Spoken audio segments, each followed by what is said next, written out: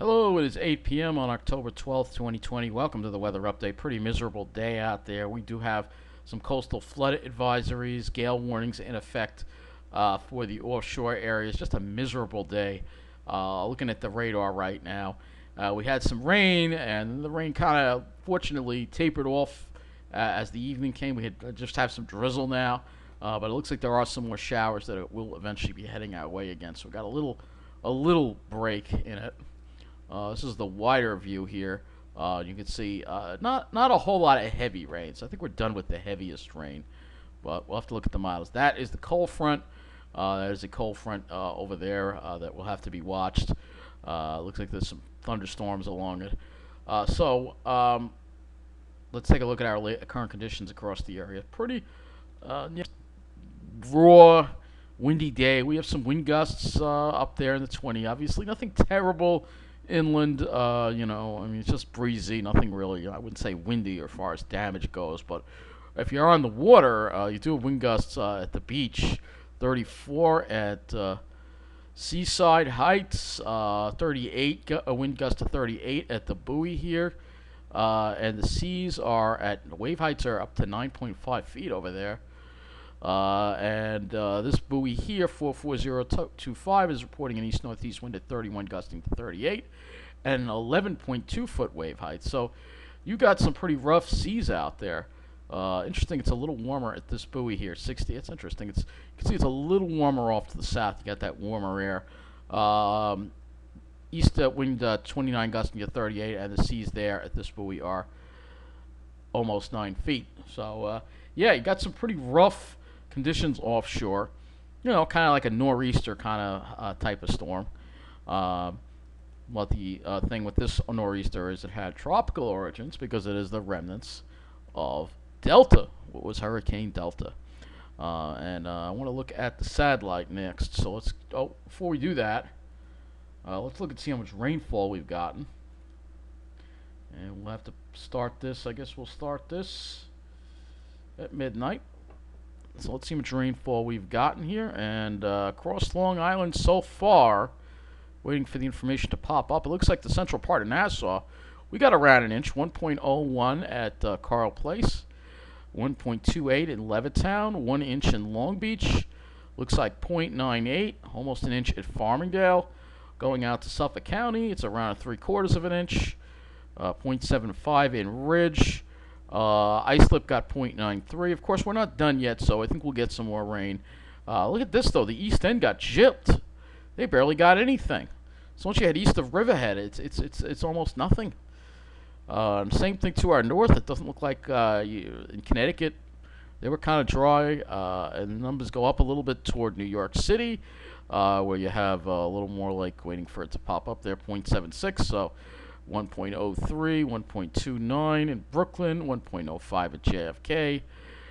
Let's see. It looks like New Jersey wound up getting more rain. Oh, yeah, significantly more rain. So looks like Beechwood, or this is actually considered Pine Wall. I think this is in Bayville, but they got 2.27 inches of rain. Island Heights, which is just east of Toms River, 1.33. In Toms River proper, 1.24 in the downtown area. Miller Airport, 0.81, a little less over there. But yeah, definitely have some higher numbers in New Jersey, especially if you go even further south here. And this was predicted by the models. Atlantic City Airport, 1.93. So you can see the higher amounts were off to the south and less over the island. And this was predicted on the models. When we looked at the models, we saw that there would be an area of heavy rain along parts of the Jersey Shore south, mainly south of Toms River. So that's exactly what appears to happen. But we're not done yet. We'll get a little more rain, I think. So let's go and look at the models, and we are going to focus on our region here and the next this week. Okay, so you can see here, this is the remnants here of Delta.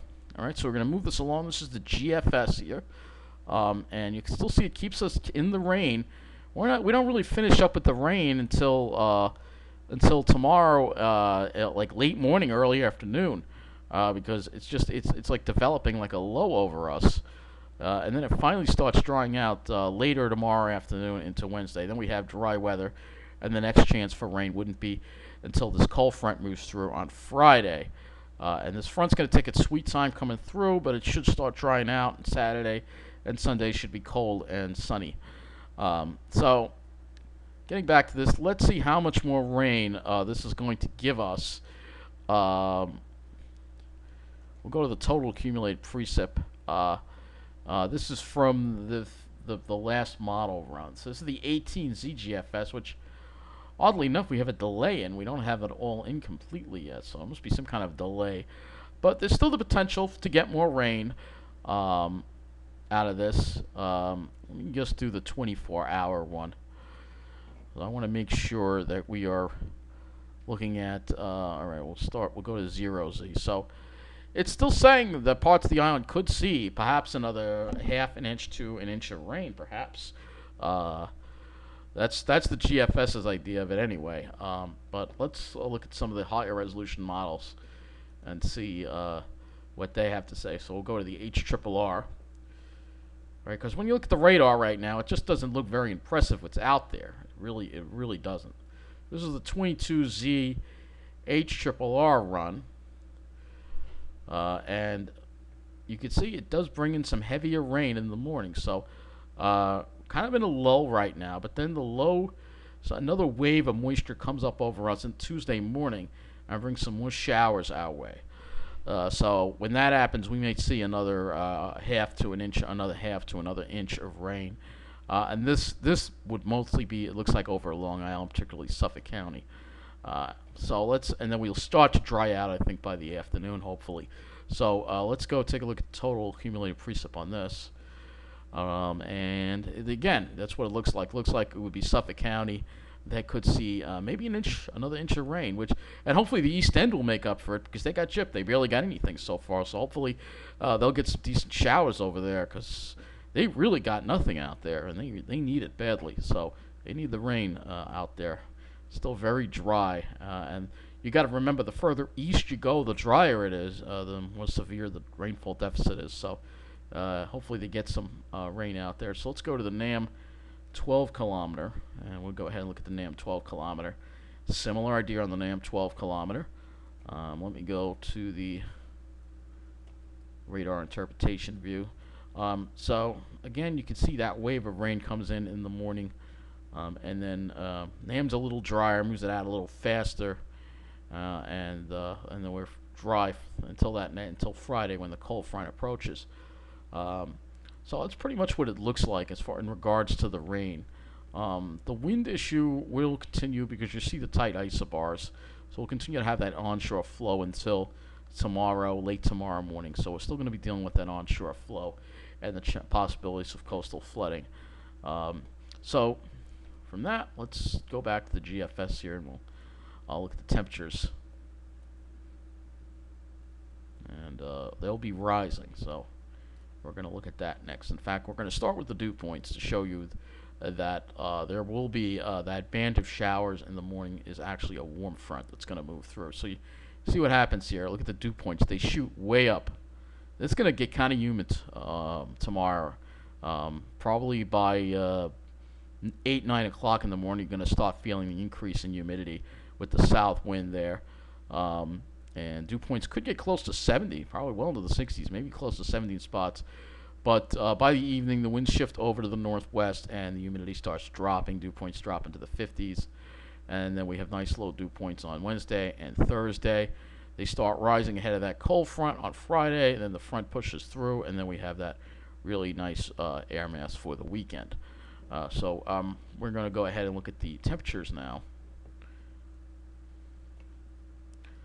So you see there's that warm air coming in the morning. So you can see the temperature is probably going to shoot up close to 70.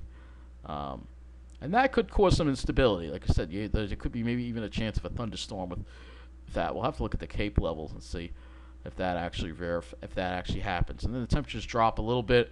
Wednesday we're in the upper 60s. Thursday we warm up to near 70. And then look at that. There's that sharp cold front on Friday that passes through, and that's again with that trough. That's going to bring in that nice cold air mass, and then we struggle to reach 60 on Saturday. We may only be in the upper 50s, mid to upper 50s Sunday we'll probably recover into the low 60s.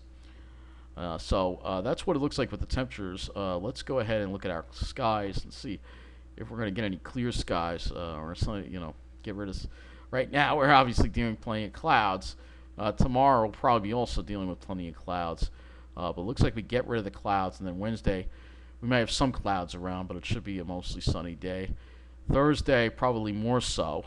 And then here comes the front for Friday, and then we move to get that front offshore. It looks like Saturday probably more clouds over Long Island. New Jersey would have less clouds.